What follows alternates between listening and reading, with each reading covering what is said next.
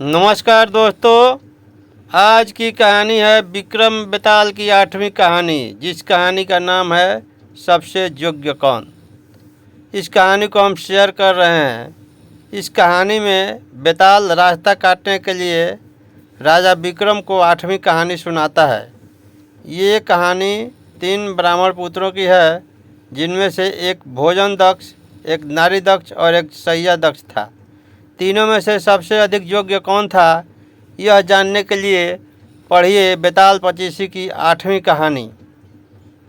बहुत समय पहले की बात है। अंग देश में ब्राह्मणों का एक गांव था, जिसका नाम बट वृक्ष था।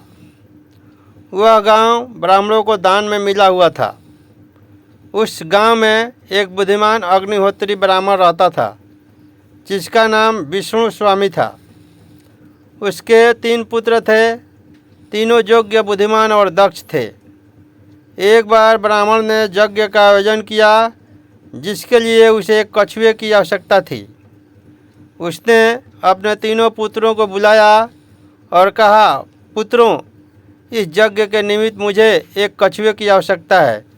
शीघ्र जाओ और एक कछुआ लेकर आओ।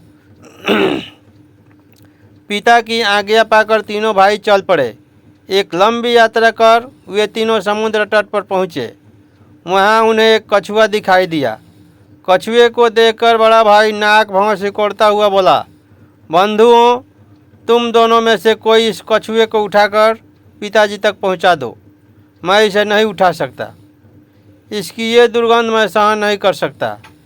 मुझे इससे घृणा हो रही है। इस पर दोनों छोटे भाई बोले, भ्राता, यदि आपको इस कछुए से घृणा हो रही है तो हमें भी हो रही है। हम भी इसे नहीं उठा सकते। यदि तुम लोगों ने इसे नहीं उठाया और पिताश्री तक नहीं पहुंचाया तो उनका यज्ञ अपूर्ण रह जाएगा।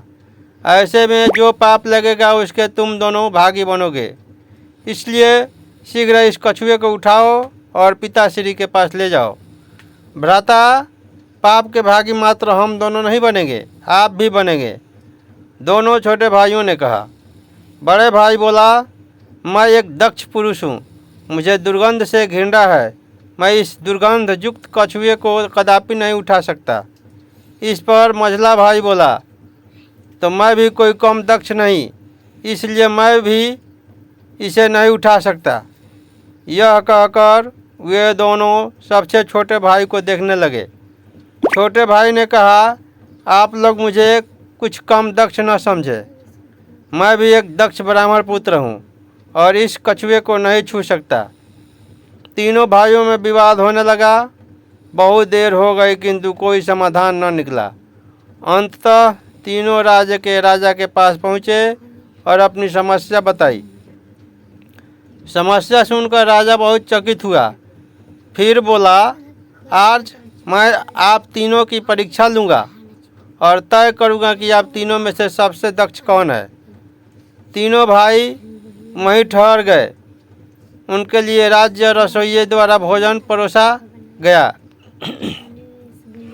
गर्मा गर्म स्वादिष्ट भोजन देखकर दोनों छोटे भाई भोजन पर टूट पड़े, किंतु सबसे बड़ा भाई जो भोजन दक्ष था, उसने भोजन को हाथ नहीं लगाया। यह देख राजा ने पूछा, आज आप भोजन क्यों नहीं कर रहे हैं? क्या भोजन में कोई दोष है? इस भोजन को मैं नहीं खा सकता। इन चावलों में मुर्दे की धुएं की गंध है। इसे मेरे सामने से हटा दो।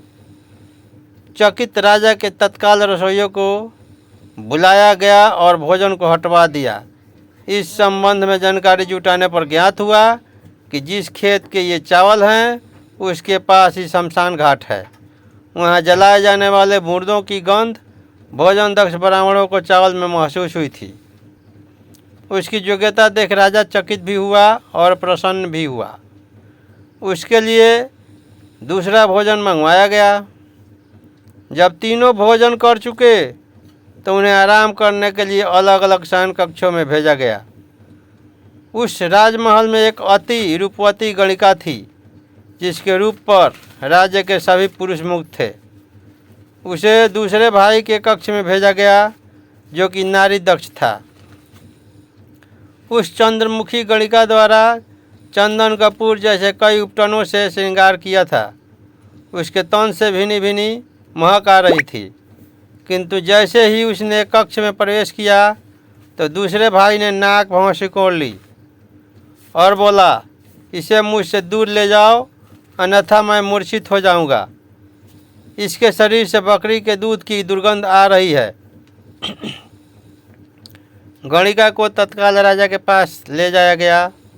राजा ने उससे पूछा तो गणिका बोली, महाराज, बचपन में माता की मृत्यु के उपरांत मुझे बकरी का दूध पिलाकर पाला गया था। राजा दूसरे भाई की योग्यता से अति प्रभावित हुआ। अब तीसरे भाई की बारी आई। वह सैया दक्ष था। उसके कहे अनुसार ही उसे सैया प्रदान की गई थी। 7 गद्दों पर मखमली चादर बिछाई गई और उस पर वह सोया, किंतु आधी रात ही बीती थी कि वह कराहते हुए जाग गया।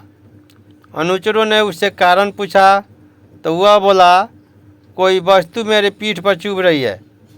अनुचरों ने देखा कि उसकी पीठ पर वास्तव में किसी वस्तु का गहरा निशान बन गया था। वे भागे भागे राजा के पास पहुँचे और उन्हें पूरी बात बताई।